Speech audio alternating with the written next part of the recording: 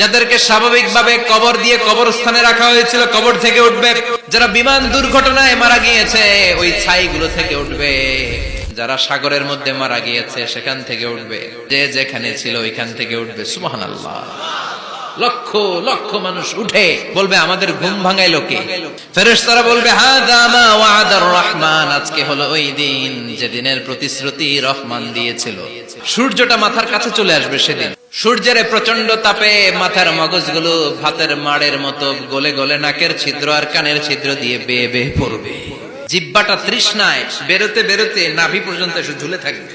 মা তার মেয়েকে দেখে দৌড়ে পালাবে, বাবা তার কলিজার টুকরা ছেলেরে চিনবে না। ও আয়েশা, দিনটা এত ভয়ঙ্কর হবে, বাঁচাও বাঁচাও ইয়া নফসি ইয়া নফসি বলে একবার ওই বিপদের দিনে মানুষ যে আকাশের দিকে এরকম তাকাবে, কার গায়ে জামা আছে কার গায়ে জামা নাই, ওই কথা মুহূর্তের মধ্যে ভুলে যাবে রে আয়েশা।